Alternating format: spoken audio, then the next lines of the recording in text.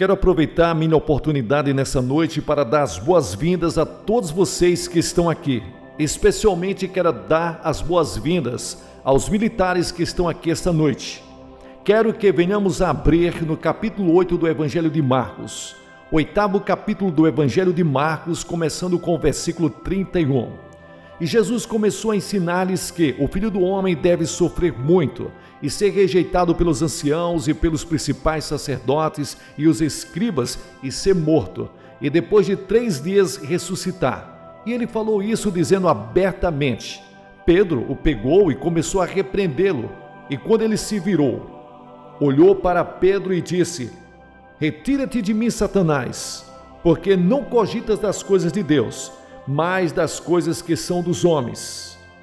Quando ele havia chamado a si o povo com os discípulos, disse-lhes que quem quiser vir após mim, negue-se a si mesmo, tome a sua cruz e me siga.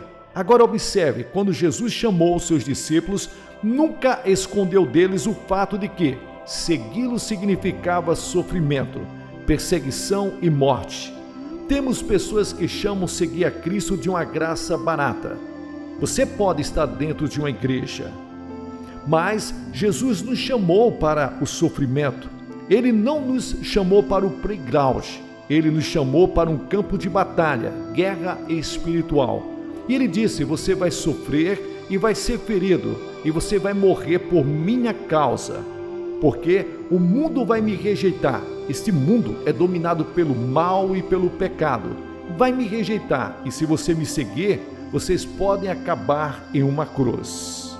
Mas quem quiser salvar a sua vida, perdê-la-á. Mas quem perder a sua vida por minha causa, por amor ao Evangelho, o mesmo deve salvar-se. Pois que aproveita ao homem se ele ganhar o mundo inteiro e perder a sua alma? Ou o que dará o homem em troca da sua alma? Pois qualquer que se envergonhar de mim e das minhas palavras nesta geração adúltera e pecadora, dele também se envergonhará o Filho do Homem quando vier na glória de seu Pai com os seus santos anjos. Agora, a Bíblia ensina que você tem um corpo, mas vivendo dentro dele existe a alma e o espírito. E eu não vou fazer distinção porque se trata de algo teologicamente técnico. Essa discussão entre alma e espírito, vou usá-lo apenas de forma para explicar. Alma é aquela parte de você que faz de você a imagem de Deus. Vive dentro de você. Essa é a parte eterna que está dentro de você e é importante, porque é o verdadeiro você. É a parte de você que viverá daqui a 1000 anos, ou no céu ou no inferno. O verdadeiro você. Seu corpo estará na sepultura até a ressurreição. Jesus disse que uma alma vale pelo mundo inteiro. Você pode ganhar o mundo inteiro e acordar um dia e perceber que você perdeu a coisa mais importante em toda a sua vida, porque a sua alma é tão valiosa. Primeiro, ela é valiosa porque é eterna. O corpo é uma estrutura bonita, mas é matéria. Não importa quão forte seja, mas vai morrer seu corpo e vai para o túmulo. A menos que você esteja vivo quando Cristo voltar. A morte é o grande inimigo pessoal do homem. De acordo com 1 Coríntios capítulo 15, muitos dos grandes atores e atrizes que nós vemos na televisão já estão mortos. Eu penso na Dana Reed. Eu e a minha mulher éramos amigos dela, estrelando o ano passado em Dallas. Agora ela está morta. Ou então Rock Hudson, atuando no cinema. Tão bonito, agora está morto. E você pode citar um após outro. Estão mortos. Fama, fortuna não pode evitar a morte. Robert Hughes era um dos homens mais ricos dos Estados Unidos quando ele morreu. Mas ele morreu, uma morte terrível, uma vida miserável até o final. Existem muitas pessoas parecidas e de alguma forma elas pensam que vão viver para sempre. Você fala para os jovens que a vida é curta e eles vão rir e dizer: sim, mas pelo menos eu tenho mais uns 30 ou 40 anos. Ok, mas vou te falar uma coisa, passa muito rápido. Eu posso te dizer. Alguém me perguntou em um dos meus aniversários, não vou dizer qual. Eles perguntaram: quando você tinha 65 anos lá atrás, qual foi a sua maior surpresa na vida? Eu disse: o fato da vida passar tão rápido é a maior surpresa da minha vida, quão breve ela é. E me sinto como um garoto. Às vezes eu me sinto como se tivesse 18. De novo, eu sinto a minha idade verdadeira. Mas passa muito rápido e então a alma, assim como o corpo tem vários membros como mãos, nariz, orelhas e olhos, da mesma forma a alma tem seus muitos atributos. Primeiro, ao entendimento, sabedoria e conhecimento. O temor a Deus é o início da sabedoria, diz a Bíblia. Um historiador disse que o homem, por seu conhecimento, levou a si mesmo para a aniquilação total. Sim, podemos ter conhecimento, mas não temos sabedoria para controlar nossa tecnologia. Mas sabedoria e conhecimento são partes de nossa alma, e julgamento que faz o balanço com que as decisões diárias em nossas vidas, e seu desejo que aceita ou recusa as coisas levadas até você. Memória, que é a capacidade mental de armazenar nosso conhecimento ou ideias e eventos. Consciência, que é o monitor da alma, que julga e pronuncia o veredito sobre tudo o que fazemos ou dizemos. Tudo isso é parte de nossa alma, que vive para sempre. A ciência produzindo células vivas, protoplasmas ou protoplasmas por eles mesmos, mas não podem sorrir e nem ter afeição. Nem o protoplasma pode amar quem não pode ser amado, nem produzir esperança em tempo de desastres. Eles não podem contemplar a Deus. Há algo além da ciência e os cientistas sabem. A Bíblia chama de alma. O que acontece quando uma pessoa morre? O corpo está lá, os órgãos estão lá, mas algo saiu do corpo. A alma, o espírito saiu do corpo. Para onde foi? Jó disse, há um espírito no homem. Jó 32:8. Em Eclesiastes diz, então o nosso corpo voltará para o pó da terra de onde veio, e o nosso espírito voltará para Deus que o deu. Agora, o que mais importa como você, como pai? As roupas da criança ou a criança? Um servo diz, aqui estão as roupas da criança, elas estão limpas, mas a criança se perdeu. O que você acha disso? É isso que nós dizemos, nós tomamos conta do nosso corpo, Senhor. Aqui está o meu corpo. Eu não negligenciei, eu pratiquei exercícios, todos aqueles exercícios da TV que as pessoas famosas mostram. Eu fiz aquilo tudo, eu corro regularmente, eu como as comidas corretas. E rapaz, eu tomo todas as vitaminas e os minerais e os pacotes deles. Muitas pílulas por dia e eu vou ao médico regularmente a cada 6 meses. Meu corpo está bem cuidado até que ele morra. E Senhor, eu cuidei dele. Mas eu não liguei para a minha alma, eu não alimentei a alma. Eu não dei nenhuma vitamina para a alma, eu não li a Bíblia, a sua palavra, eu não passei um tempo falando com o Senhor. E me envolvendo espiritualmente, eu não obedeci ao Senhor quando o Senhor me pediu para amar o meu vizinho. Eu não obedeci ao Senhor quando o Senhor falou daquele meu próximo, do outro lado da rua, faminto. Ou aquele meu próximo que precisava de um amigo, que estava solitário. Eu não tinha tempo para as coisas como aquela, meu Senhor. Eu realmente cuidei do meu corpo. Agora, o que você acha que o Senhor vai fazer? Veja, o corpo é a casa e a alma é o inquilino, é eterna. Você não pode desfazer-se do seu nascimento. Você nasceu para viver para sempre e você não pode desfazer o seu nascimento. Você não pode parar o processo. Você pode mudar a direção da sua vida. Jesus disse, existem 2 caminhos, um largo e um estreito. A estrada larga leva à destruição e a estreita leva para a vida eterna. E você está em uma ou outra estrada nessa noite, cada pessoa que está em uma destas estradas. Você pode mudar de caminho, mas você não pode mudar o fato de que é uma alma vivente e que você irá morar em algum lugar eternamente. Esse pensamento é preocupante e você só tem alguns minutos, ou algumas horas, ou alguns dias, ou algumas semanas ou meses para tomar a decisão de qual estrada você vai seguir. Atualmente em Fort Lauderdale. É interessante citar, eu estava lendo sobre Fort Lauderdale. Há um crocodilo de 2 metros, disse no jornal, que aterrorizava a vizinhança, por comer gatos, cachorros e uma grande cabra. Ele é grande e feio. Os oficiais enviaram uma equipe para caçá-lo. Isso estava no jornal agora, semana passada. Eu ainda não li o jornal, mas eles pegaram aquele crocodilo. Eu me lembro quando dirigíamos há muitos anos atrás. Eu e a minha esposa na Flórida, eu estudei lá por 3 ou 4 anos, Preguei meu primeiro sermão na Flórida. Fiz minhas primeiras pregações na Flórida e eu queria mostrar para ela algumas coisas. E eu vi um crocodilo do outro lado e eu tinha um rifle calibre 22 no carro e eu atirei naquele crocodilo. Levou semanas para minha esposa me perdoar por atirar naquele crocodilo. Eu salvei algum gato, algum cachorro ou algum coelho, mas minha esposa tem um coração muito terno pelos crocodilos. Agora a Bíblia diz que existe o diabo e ele é como um crocodilo grande e feio. O apóstolo Pedro disse que o diabo ruge como leão, buscando a quem possa devorar. Nas pesquisas recentes, 70% dos americanos disse acreditar em um demônio pessoal. As Escrituras dizem que Deus está construindo um reino e você e eu estamos trabalhando neste reino nesta noite. Nessa noite eu estou trabalhando para o reino de Deus. Quando viajo para o exterior, não vou como um embaixador dos Estados Unidos. Eu vou como embaixador do Rei dos Reis e Senhor dos Senhores. Vou como embaixador do reino de Deus.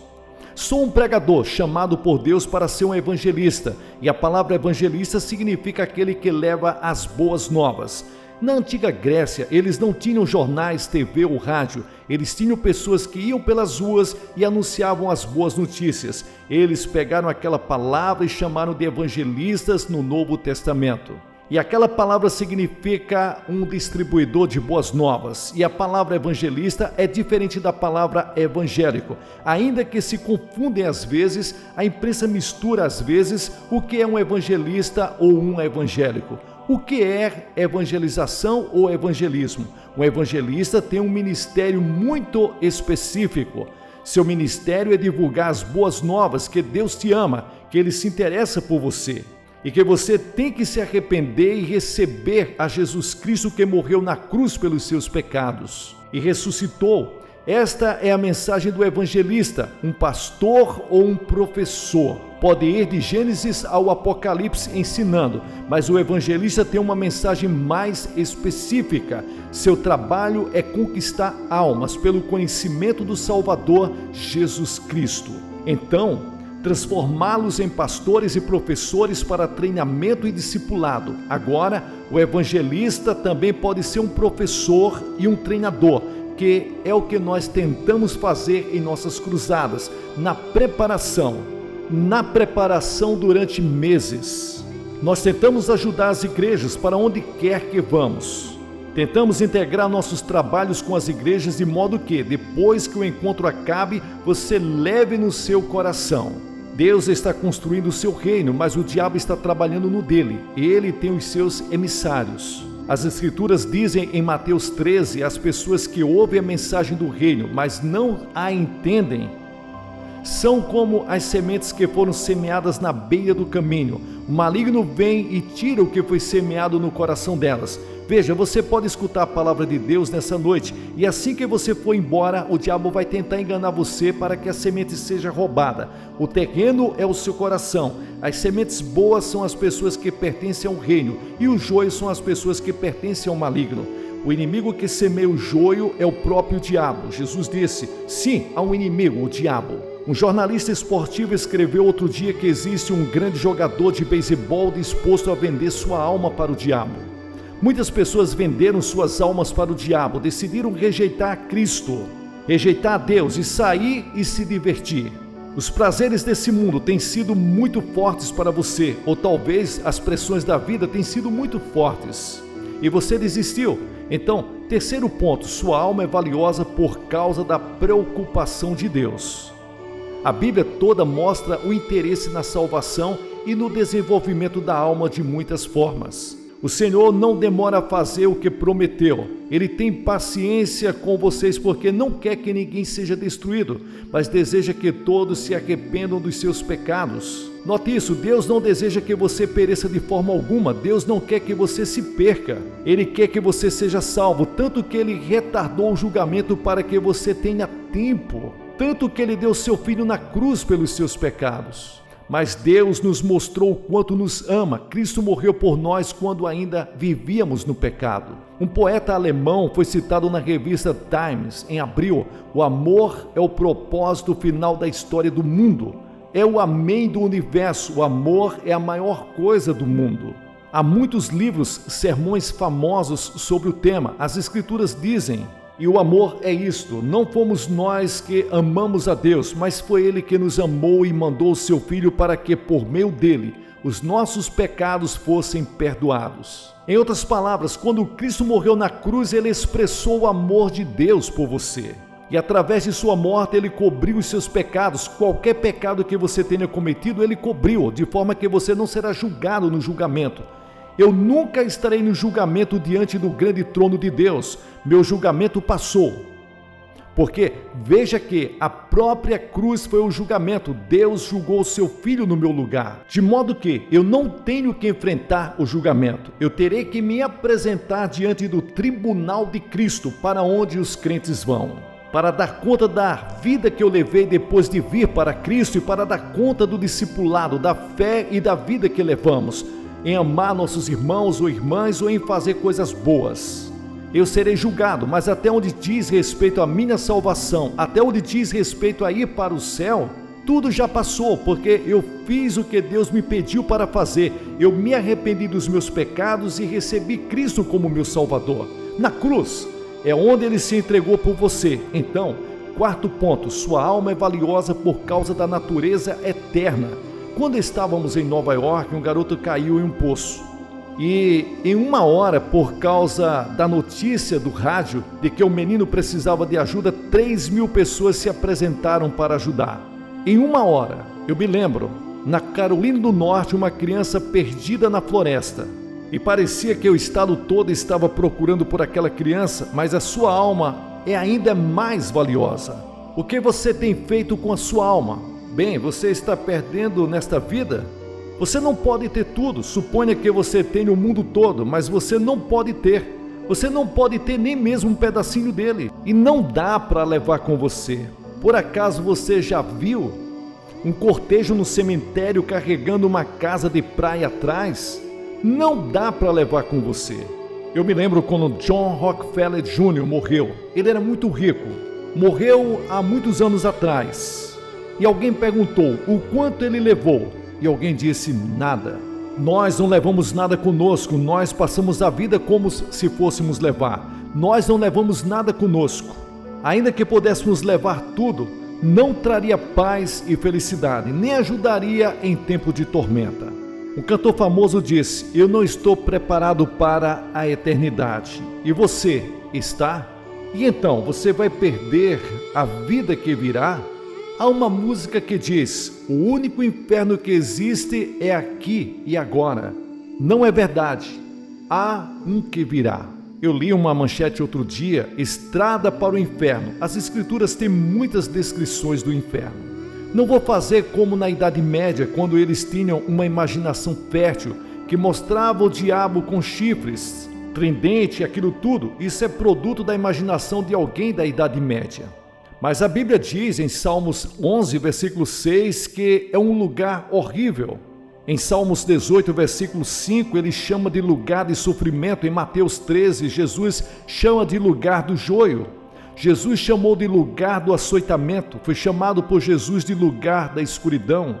Foi chamado por Jesus de lugar de falta de descanso. Muitas descrições do que realmente significa. É a separação de Deus. Você estará separado de Deus. Você está separado de Deus nessa noite por causa do pecado. E essa separação continuará adiante após a morte. Então, o quinto ponto: sua alma é valiosa por causa do preço que Cristo pagou pela redenção. O preço foi pago para libertá-lo. E não foi uma coisa que pode ser comparado ao ouro ou à prata. Vocês foram libertos pelo precioso sangue de Cristo, que era como um cordeiro sem defeito nem mancha. Uma das fotos de uma adolescente, algumas semanas atrás, foi da neta de Joseph Stalin. Ela voltou para a Inglaterra para frequentar uma escola cristã perto de Cambridge, administrada pelos Quakers. Ela disse que ela é cristã. Será que ela é? Somente Deus sabe. Mas e a sua alma? E se você perdê-la? O que você perderá? O que você poderá fazer? Nessa noite você pode se arrepender dos seus pecados. Esta palavra arrepender significa dizer: Deus, eu tenho pecado. Arrepender-se significa dizer: Senhor, eu pequei. Você está disposto a deixar o seu pecado? Deus tem que ajudar você a transformá-lo. Você não pode vir sozinho. Você não tem forças para isso, mas Ele vai te ajudar. Eu ouvi a história anos atrás sobre um famoso malabarista que tinha feito uma grande fortuna e ele colocou todo o seu dinheiro em um diamante, um dos maiores diamantes do mundo. E ele decidiu que iria se aposentar em uma casa na Itália. E ele estava a bordo do navio, indo cruzar o Atlântico. E um dia um garoto veio com umas laranjas e começou a fazer malabarismos. E esse homem disse: deixe-me fazer isso. Ele começou a fazer e juntou muita gente e viram que ele era um expert. Ele virou para as pessoas e disse: esperem, eu vou mostrar algo para vocês. Ele pegou o diamante e todo mundo fez "oh!" E ele jogou para o alto e o pegou. Então ele disse: eu vou atirar mais alto. E ele jogou para o alto e pegou. Então ele disse: eu vou atirar mais alto. E as pessoas falavam: não faça isso, é a sua aposentadoria para viver na Itália, não faça, você trabalhou a vida toda para isso. E ele disse: minhas mãos nunca falharam. Então ele atirou de novo e agarrou em seguida. Ele falou: agora eu vou atirar mais alto. As pessoas falavam: não faça isso, mas ele atirou a perder de vista. E enquanto o diamante caía brilhando no sol, e justamente quando iria agarrar, o navio se moveu e o diamante caiu no fundo do Atlântico. E ele perdeu as economias de uma vida. É o que alguns de vocês estão fazendo com suas vidas. Ele perdeu as economias de uma vida. Estão fazendo malabarismos, esperando que vão agarrar. Você acha que algum dia, de alguma forma, você vai se acertar com Deus. Só que você não vai fazer agora. Você deixa para depois e depois. Uma vez que você a perder, não haverá nada que possa fazer. O professor James, da Inglaterra, disse há algum tempo atrás: essas decisões da vida devem ser feitas em cada caso de forma decisiva, uma decisão decisiva. É o que estou pedindo a você nesta noite, dizer sim para Jesus Cristo. Há um anúncio que diz: agora é para sempre. Você decide Cristo agora. E você será dele para sempre. E você vai passar a eternidade com ele. Eu recebi uma carta recentemente em setembro do ano passado. Tirando os meus 4 anos na Marinha, eu vivi minha vida inteira nessa cidade. É uma das maiores cidades dos Estados Unidos. Depois de 23 anos na polícia, eu fui indicado como chefe da polícia desta cidade. E vou para a igreja regularmente, mas muito mais como um ritual. Eu sempre soube na minha mente que faltava algo. Quando você veio até Cincinnati, eu fui até a cruzada. Você perguntou se nós sabíamos onde estaríamos se morrêssemos naquela noite. Eu não sabia. Eu e minha esposa fomos para a frente quando você fez o convite. Foi algo tão simples que eu tive a impressão de que faltava algo. Acho que o problema é que, no trabalho policial, fica marcado em você que não existe nada para nada. É difícil para policiais entender que você não pode comprar ou merecer a salvação, que é Deus que dá para você, que é um presente. Depois que me converti, eu descobri outros policiais que são cristãos. Nós temos um café da manhã mensal agora. Eu tenho a certeza de que, se eu cair morto, eu saberei para onde irei. E esta é uma certeza verdadeira. A carga daquela incerteza foi removida e agora tenho Deus. Você pode fazer o mesmo essa noite. Você pode conhecer Deus e tê-lo no seu coração. E há milhares nessa noite que vão para a igreja como ele fazia. Mas não tenha certeza de que estará diante de Deus. Não tenha certeza de aonde a sua alma está agora. Você pode fazer o mesmo essa noite. Você pode conhecer Deus e tê-lo no seu coração. Há milhares nessa noite que vão para a igreja como ele fazia, mas não tenha certeza de estar diante de Deus. Não tenha certeza de onde sua alma está agora. E você quer ter a certeza, você quer a paz, a alegria, o perdão, a vida eterna. Eu pedirei que você faça algo que nós vimos centenas de outros fazerem todas as noites. Pedirei para que levantem de seus lugares e venham para esta plataforma, dizendo: ao ver. Abro meu coração para Cristo, eu recebo em meu coração. Eu quero a certeza, a alegria, eu quero saber que a minha alma está segura em Cristo. Você pergunta, por que você nos pede para ir à frente? Cada pessoa que Jesus chamou, ele chamou publicamente. Leia o Novo Testamento, foram todos em público. Havia uma razão para isso. Jesus disse, se você tiver vergonha de mim aqui, eu terei vergonha de você diante de meu Pai que está no céu. Venha e fique de pé esta noite. Venha à frente dessa plataforma e diga, eu quero uma nova vida, uma nova direção. Eu quero ter certeza que a minha alma está segura com Deus. Levante-se e venha, nós vamos esperar enquanto as pessoas se aproximam.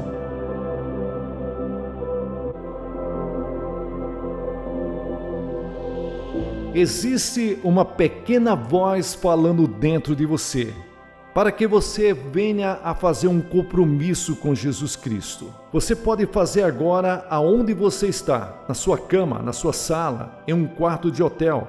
Você pode estar em bar. Em qualquer lugar em que você se encontra, você pode entregar a sua alma preciosa, dizendo sim para Cristo e ter a certeza que você vai morar no céu.